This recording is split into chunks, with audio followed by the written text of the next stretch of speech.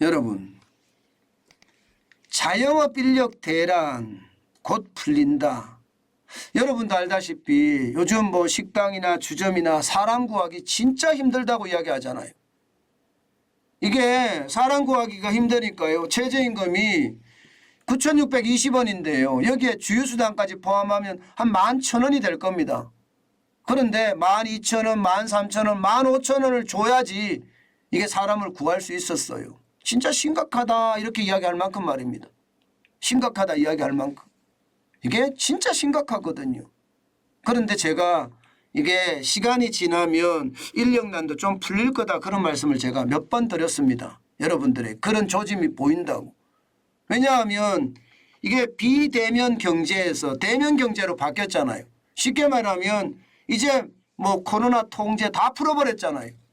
그렇게 되면 여러분 많은 사람들이 집에서 시켜 먹었는데 그래서 배달 쪽으로 간 사람들이 엄청 많았는데 이게 이제 다시 정상화로 다시 정상화로 될 거다 이렇게 말씀을 드리면서 정상화되는 시점이 언젠지에 따라서 달라지겠지만 결국은 인력 대란은 풀리지 않겠느냐 그 말씀을 드린 적이 있습니다.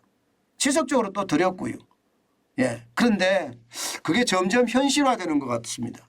제가 여러분들에게 작은 지표만 있으면 제가 그 지표를 가지고 여러분들에게 말씀을 드린다고 했죠. 그런데 그 지표를 보니까 이제는 더 뚜렷한 지표가 나오는 겁니다. 자, 이거 한번 보십시오. 전년 대비 1월 구인 광고 감소율입니다. 마이너스 11%예요. 물론 뭐 자영업자 분들이 돈이 없어서 광고를 못한다. 뭐 이렇게도 이야기할 수가 있습니다.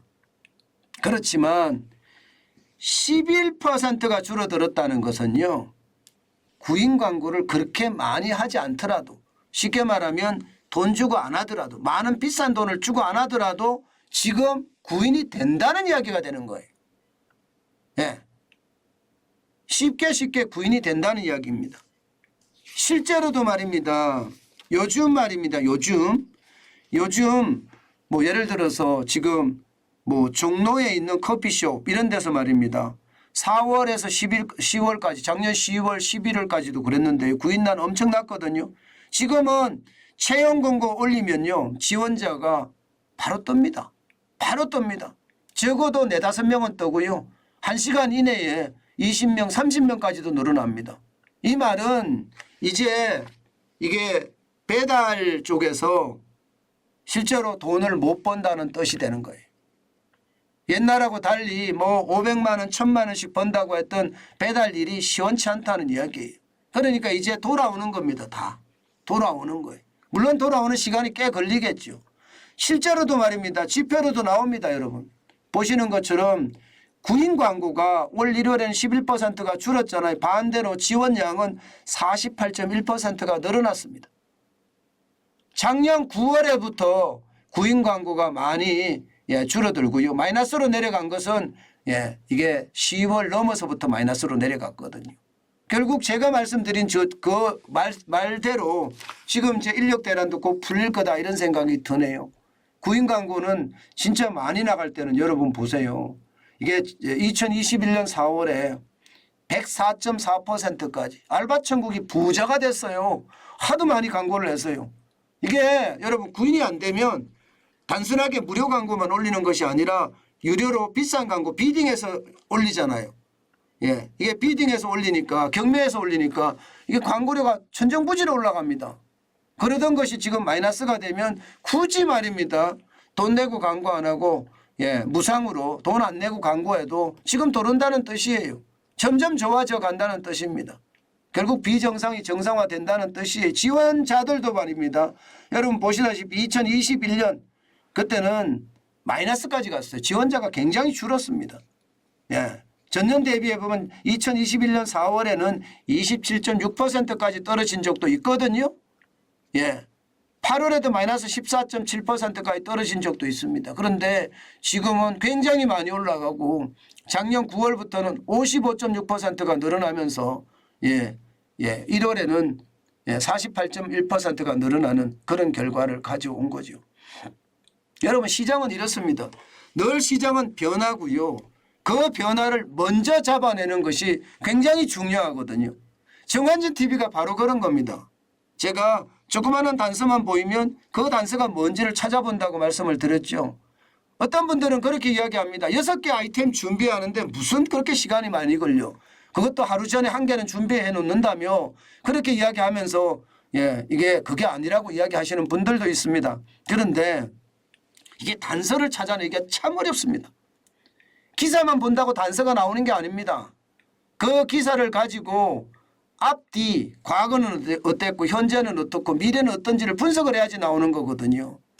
그래서 제목 잡기가 굉장히 제목 잡기도 어렵지만 아이템 잡기 6개 아이템을 잡기가 진짜 어렵습니다.